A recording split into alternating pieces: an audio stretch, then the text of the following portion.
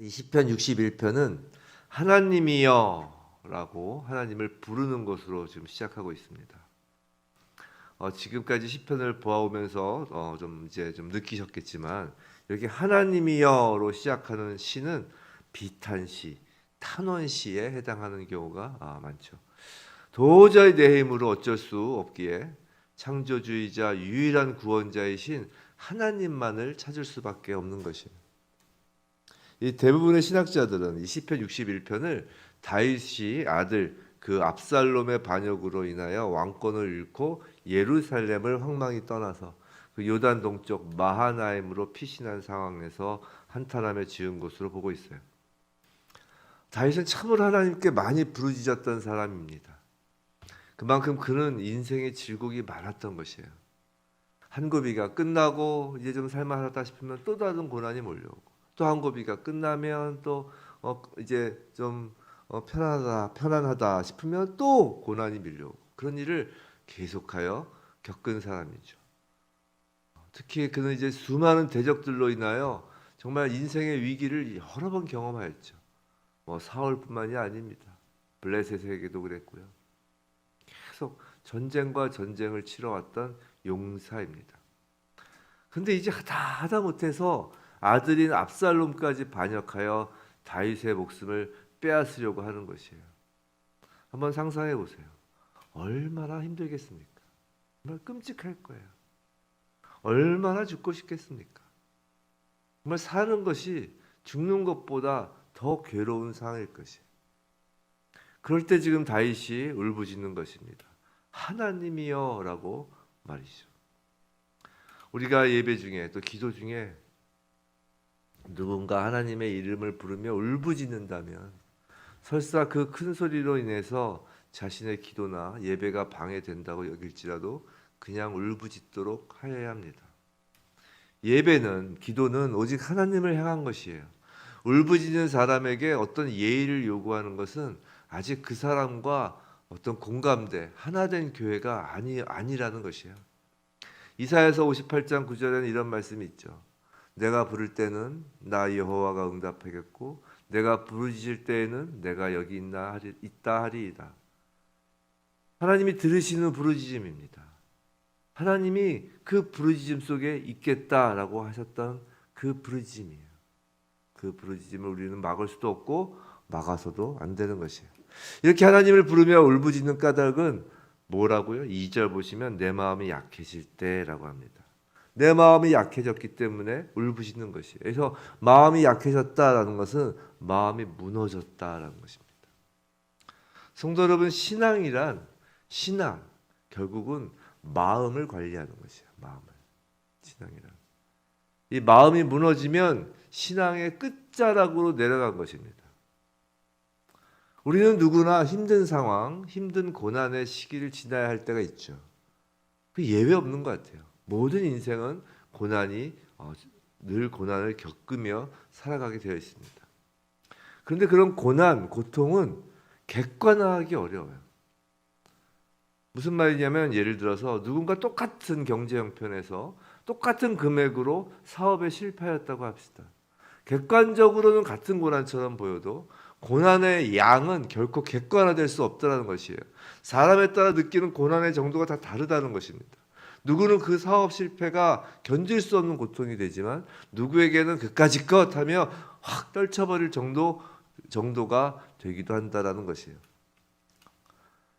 또 한편 그렇기 때문에 또 한편 모든 사람들은 자신의 고통이 또 가장 큰 것일 수 있어요. 객관적이지 않고 주관적이기 때문이죠.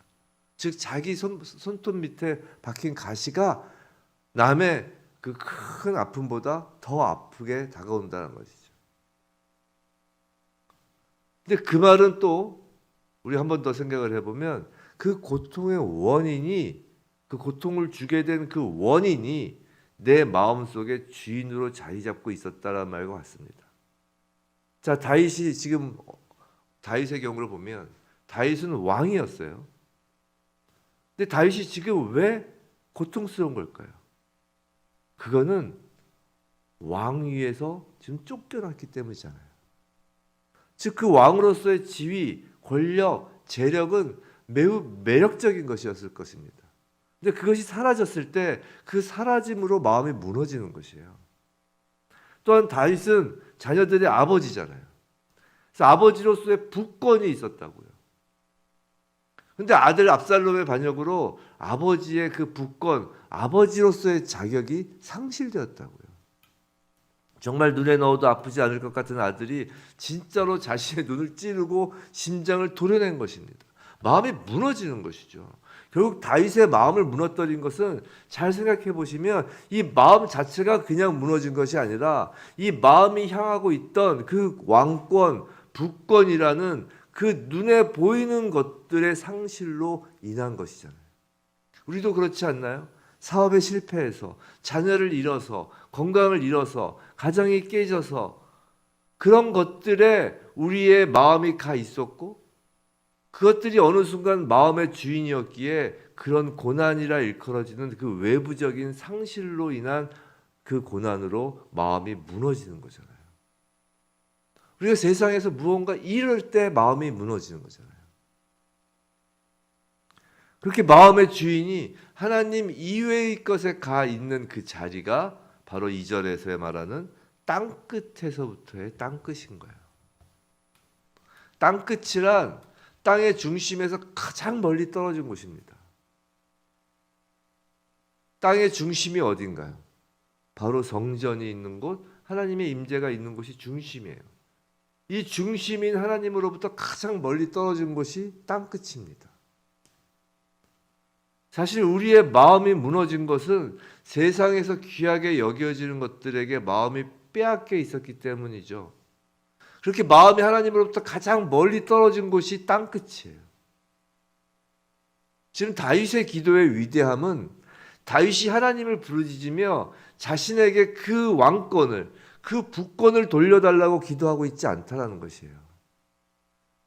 2절에서 바위라고 하죠. 나보다 높은 바위에 나를 인도하소서라고 해요. 여기서 바위는 하나님이에요. 즉 하나님에게 인도하여 달라고 기도한다라는 것이에요. 그 왕권 부권을 돌려달라고 기도하는 것이 아니라 하나님 그 바위에 인도하여 달라고 기도한다는 것이에요.